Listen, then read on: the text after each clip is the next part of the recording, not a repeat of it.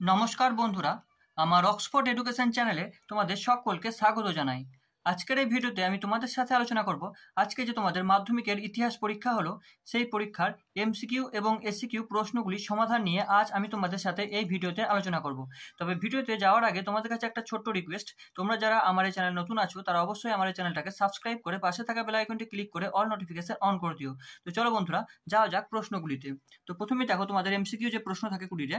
তো প্রথম প্রশ্ন দেখো, উপেন্দ্রনাথ ব্রহ্মচারী যুক্ত ছিলেন কিসের সাথে? তো এটা সঠিক উত্তর হয়ে যায় বন্ধুরা বিজ্ঞান, প্রযুক্তি ও চিকিৎসা বিদ্যার ইতিহাসে। ঠিক আছে, তারপরে প্রশ্ন দেখো, নদিয়া কাহিনী গ্রন্থটি রচনা কে করেন? তো এটা সঠিক উত্তর হয়ে যায় বন্ধুরা কুমুরনাথ মল্লিক।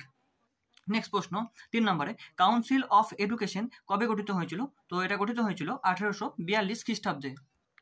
তারপর দেখো 4 নম্বরে প্রশ্ন দেখো, গৌরমোহন বিদ্যালঙ্কা রচিত স্ত্রী শিক্ষা বিধায়ক হবে না, এটা হবে বিষয়ক। ঠিক আছে, পুস্তিকাটি প্রকাশিত হয় কবে?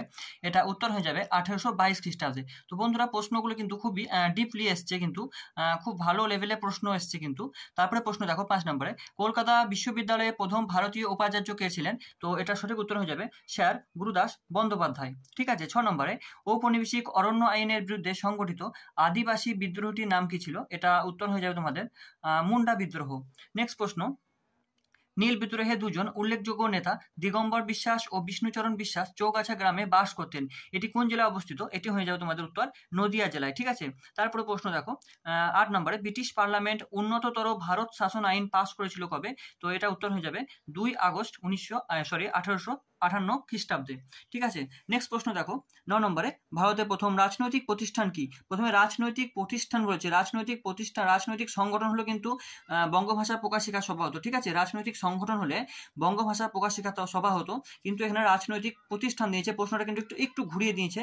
তো এটা সঠিক উত্তর হয়ে যায় তোমাদের ভারত সভা। ঠিক আছে, নেক্সট প্রশ্ন দেখো, নবগোপাল মিত্র ছিলেন হিন্দু মেলার, তো হিন্দু মেলার কে ছিলেন নবগোপাল মিত্র? এটা উত্তর হয়ে যায় সহ সম্পাদক ছিলেন নবগোপাল মিত্র। এই যদি সভাপতি বলতো তাহলে কিন্তু উত্তর হতো গগনেন্দ্রনাথ, আর সম্পাদক ছিলেন জ্ঞানেন্দ্রনাথ। ঠিক আছে, তারপর দেখো 11 নম্বর প্রশ্ন দেখো, বসু বিজ্ঞান মন্দিরের প্রতিষ্ঠাতা জগদীশ চন্দ্র বসু অধ্যাপক কিসের ছিলেন? তো অধিকাংশ ছেলে হয়তো জীববিদ্যা করেছেন, কিন্তু এটা সঠিক উত্তর হয়ে যাবে কিন্তু পদার্থবিদ্যা হয়ে যাবে। এটা সঠিক উত্তর কি বললাম? এটা হবে পদার্থবিদ্যার। তারপরে আসছি পড়ো। নেক্সট প্রশ্ন দেখো 12 নম্বরে, বাংলা ভাষায় প্রথম সচিত্র পুস্তক প্রকাশ করেন কে? তো এটা উত্তর হয়ে যাবে সচিত্র পুস্তক প্রকাশ করেন গঙ্গাকিশোর ভট্টাচার্য, কিন্তু এই পুস্তকটার নাম ছিল অন্নদামঙ্গল। এটা ভরতচন্দ্রের লেখা। ঠিক আছে, তারপর দেখো 13 নম্বরে তোমাদের, ভারতীয় কিষাণ সভার প্রথম সভাপতি কে ছিলেন? এটা উত্তর হয়ে যাবে স্বামী সহজানন্দ। তারপর আসছি তোমাদের 14 নম্বরে, কৃষক আন্দোলনে মতিলাল তেজওয়াত নেতৃত্ব কোথায় দিয়েছিলেন? তো এটা উত্তর হয়ে যাবে তোমাদের রাজস্থানে তিনি নেতৃত্ব দিয়েছিলেন। তারপর আসছি তোমাদের, গিরনি কামগর ইন্ডিয়ান ইউনিয়ন প্রতিষ্ঠিত হয়েছিল কবে? তো এটা উত্তর হয়ে যাবে 1928 খ্রিস্টাব্দে। ঠিক আছে বন্ধুরা, তারপর আসছি দেখো 16 নম্বরে, ভারত ছাড়ো আন্দোলনে ভোগেশ্বরী ফুকোননি শহীদ হয়েছিলেন। তো এটা উত্তর হয়ে যাবে তোমাদের আসামে। নেক্সট প্রশ্ন, অ্যান্টি সার্কুলার সোসাইটির সম্পাদক কে ছিলেন? অ্যান্টি সার্কুলার সোসাইটির সম্পাদক ছিলেন এটা শচীন্দ্র প্রসাদ বসু। নেক্সট প্রশ্ন, বীণা দাস বাংলার ছোট লর্ড স্ট্যান্টলি জ্যাকসনকে হত্যা করার চেষ্টা করেন কবে? তো এটা সঠিক উত্তর হয়ে যায় বন্ধুরা 1932 খ্রিস্টাব্দে। নেক্সট প্রশ্ন দেখো তোমাদের, স্বাধীন ভারতের প্রথম গান্ধীবাদী শহীদ কে ছিলেন? স্বাধীন ভারতের প্রথম গান্ধীবাদী শহীদ বলেছেন। তো তো এটা উত্তর হয়ে যাবে বন্ধুরা শ্রী রামালু। ঠিক আছে, এখানে যদি হৃদয়নাথ কুঞ্জুর হচ্ছে 1978 খ্রিস্টাব্দে, বল্লভভাই প্যাটেল 1990 খ্রিস্টাব্দে মারা গিয়েছে, পট্টবী সীতারামাইয়া 1969 খ্রিস্টাব্দে মারা গিয়েছে। এরপর আসছি তোমাদের 20 নম্বর প্রশ্ন, এমসিকিউ লাস্ট প্রশ্ন দেখো, গোয়া ভারতভুক্ত হয়েছিল কবে? তো এটা সঠিক উত্তর হয়ে যাবে 1961 খ্রিস্টাব্দে। এরপর আসছি তোমাদের এসিকিউ প্রশ্নগুলি দেখো, প্রথমে একটি বাক্যে উত্তর দাও বলেছে। তো প্রথম প্রশ্ন দেখো, কোন দিনটি আন্তর্জাতিক পরিবেশ দিবস রূপে উদযাপন করা হয়? তো উত্তর হয়ে যাবে 5ই জুন। তারপর আছে সরকারি নথিপত্র কোথায় সংরক্ষিত হয়? এটা হয়ে যাবে মুহাফেজখানায়। ঠিক আছে, নেক্সট প্রশ্ন, কোন বছর নারী সত্যাগ্রহ সমিতি প্রতিষ্ঠিত হয়? তো এটা সঠিক উত্তর হয়ে যাবে 1921 খ্রিস্টাব্দে। তারপর আছে বিশ্বভারতী কে প্রতিষ্ঠা করেন? এটা হয়ে যাবে রবীন্দ্রনাথ ঠাকুর। এরপর আসছে তোমাদের ঠিক ভুল নির্ণয় প্রশ্নগুলিতে দেখো, প্রথম প্রশ্ন আছে, বঙ্গভঙ্গ বিরোধী আন্দোলন সীমাবদ্ধ ছিল কৃষক শ্রেণীর মধ্যে। এটা ভুল, এটা হচ্ছে ভুল।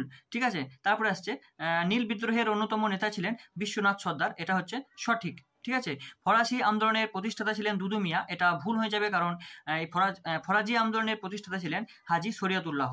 তারপরে আসছে দি বেঙ্গলি পত্রিকার সম্পাদক ছিলেন সুরেন্দ্রনাথ বন্দ্যোপাধ্যায়, এটাও কিন্তু সঠিক। এরপর আসছে তোমাদের স্তম্ভ মেলানোতে। দেখো প্রথমে আছে লর্ড রিপন। এই লর্ড রিপন যুক্ত আছে হান্টার কমিশনের সাথে। এরপর আসছি নেলি সেনগুপ্ত, এটা হচ্ছে স্টিম লঞ্চ শ্রমিক ধর্মঘট। তারপর আছে লর্ড আমহার্স্ট, এটা হয়ে যাবে সাধারণ জনশিক্ষা কমিটি। এরপর আছে তোমাদের তারকনাথ পালিত, এটা হয়ে যাবে বেঙ্গল টেকনিক্যাল ইনস্টিটিউট। তো বন্ধুরা প্রশ্নগুলি কিন্তু অত্যন্ত হাই লেভেলের প্রশ্ন আছে কিন্তু, ঠিক আছে, এই প্রশ্নগুলো অত্যন্ত খুব ভালো মানের প্রশ্ন এই প্রশ্নগুলি কিন্তু। এরপর তোমাদের যে ম্যাপ পেন্টিংগুলো আছে সেগুলো একটু দেখে নাও। চূড়া বিদ্রোহের এলাকা আছে, মহাবিদ্রোহের একটি কেন্দ্র কানপুর, মহাবিদ্রোহের একটি কেন্দ্র দিল্লি এবং পুনর্গঠিত রাজ্য হচ্ছে কেরল। এরপর তোমাদের যে বিবৃতি এবং ব্যাখ্যামূলক প্রশ্নগুলি আছে সেগুলো আমি একটু বলে দিচ্ছি। দেখো প্রথমে বিবৃতি আছে হিন্দু কলেজ প্রতিষ্ঠিত হয়েছিল 1817 খ্রিস্টাব্দে। এই বিবৃতির সঠিক ব্যাখ্যা হয়ে যায় বন্ধুরা যে 3 নম্বর ব্যাখ্যা 3 হচ্ছে এটি প্রতিষ্ঠিত হয়েছিল সম্ভ্রান্ত হিন্দু পরিবারের ছাত্রদের আধুনিক পাশ্চাত্য শিক্ষায় শিক্ষিত করার জন্য। এবার আছে তোমাদের 2 নম্বর বিবৃতিতে বারদৌলি সত্যাগ্রহ আন্দোলন অনুষ্ঠিত হয়েছিল 1928 খ্রিস্টাব্দে। এর সঠিক ব্যাখ্যা হয়ে যাবে 2 নম্বরটা। এটি ছিল মূলত সরকারি রাজস্ব বৃদ্ধির বিরুদ্ধে ধনী কৃষক শ্রেণী এবং কৃষক শ্রমিকদের যৌথ আন্দোলন। 3 নম্বর বিবৃতি দেখো দেশপ্রাণ বীরেন্দ্রনাথ শাসমল ছিলেন বাংলায় একজন জনপ্রিয় অভিনেতা। এর বিবৃতির সঠিক ব্যাখ্যা হয়ে যাবে 1 নম্বরটা। তিনি অসহযোগ আন্দোলনের সময় মেদিনীপুরে কৃষক আন্দোলনের নেতৃত্ব দিয়েছিলেন। ঠিক আছে, এরপর আছে তোমাদের 4 নম্বরের বিবৃতি দেখো 1946 খ্রিস্টাব্দে 12 ফেব্রুয়ারি দিনটি রশিদ আলী দিবস রূপে পালিত হয় কি কারণে। এই বিবৃতির সঠিক ব্যাখ্যা হয়ে যাবে তো রশিদ আলী ছিলেন আজাদ হিন্দ বাহিনীর একজন ক্যাপ্টেন। কি বললাম, রশিদ আলী ছিলেন আজাদ হিন্দ বাহিনীর একজন ক্যাপ্টেন। এরপর বন্ধুরা তোমাদের যে 2 নম্বর প্রশ্নগুলি আছে সেই 2 নম্বর প্রশ্নগুলো আছে দেখলাম। পরিবেশ ইতিহাস বলতে কি বোঝো, এটা খুব ভালো প্রশ্ন দিয়েছে, এটা এই প্রশ্নটা আমি সাজেশনে দিয়েছিলাম তোমাদেরকে। তারপর দেখো আধুনিক ভারত ইতিহাসের উপাদান রূপে আত্মজীবনী গুরুত্ব, এটাও দিয়েছিলাম। নেক্সট প্রশ্ন আধুনিক ভারতে পাশ্চাত্য শিক্ষা বিস্তারে 1813 খ্রিস্টাব্দ গুরুত্বপূর্ণ কেন। তারপর আছে ভারতে আধুনিক পাশ্চাত্য শিক্ষা বিদ্যার ক্ষেত্রে 1834 খ্রিস্টাব্দ স্মরণীয় কেন। পাইক কাদের বলা হতো, হেতায়েতে নামে কারা পরিচয় ছিল, বর্তমান ভারত গ্রন্থটি কিভাবে জাতীয়তাবাদকে উন্মেষ সাহায্য করেছিল। তারপর আছে গগনেন্দ্রনাথ ঠাকুর স্মরণীয় কেন। তারপর আছে বিদ্যাসাগর 60 বলতে কি বোঝো। এরপর আছে বাংলা ছাপাখানার ইতিহাসে বটতলা প্রকাশনার গুরুত্ব কি। এরপর আছে কৃষক আন্দোলনে বাবা রামচন্দ্রের কিরূপ ভূমিকা ছিল। এরপর আছে সর্বভারতীয় ট্রেড ইউনিয়ন কংগ্রেস কি উদ্দেশ্যে প্রতিষ্ঠিত হয়েছিল। তারপর আছে তোমার জাতীয় আন্দোলনে সরলা দেবী চৌধুরানীর ভূমিকা কি ছিল। আর এদিকে আছে তোমাদের সশস্ত্র বিপ্লবী আন্দোলনে ইন্ডিয়ান রিপাবলিকান আর্মির কিরূপ ভূমিকা ছিল। আর আছে সর্দার বল্লভভাই প্যাটেলকে ভারতের লৌহ মানব কেন বলা হয়। আর আছে উদ্বাস্তু সমস্যা বলতে কি বোঝো। তো বন্ধুরা প্রশ্নগুলো খুব ভালো লেভেলের প্রশ্ন আসছে, বেশিরভাগ প্রশ্নই কিন্তু আমি তোমাদেরকে এই প্রশ্নগুলো সাজেশনে দিয়েছিলাম। ঠিক আছে, তারপর দেখো তোমাদের 4 নম্বরে যে প্রশ্নগুলো পড়েছে সেগুলো দেখো। তো 19 শতকের বাংলার নারী সমাজের বিকাশে বামাবোধিনী পত্রিকা ভূমিকা বিশ্লেষণ করো।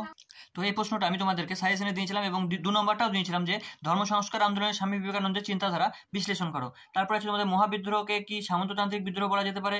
আর 4 নম্বর আছে 19 শতকে জাতীয়তাবাদী বিকাশে ভারত মাতা চিত্রটির অবদান কি ছিল। এই প্রশ্নটাও কিন্তু আমি তোমাদের সাজেশনে দিয়েছিলাম। তারপরে আছে দেখো 5 নম্বরে একা আন্দোলনে একটি সমালোচনামূলক বিবরণ দাও। আর আছে কংগ্রেস সমাজতন্ত্রী দল কেন প্রতিষ্ঠিত হয়েছিল।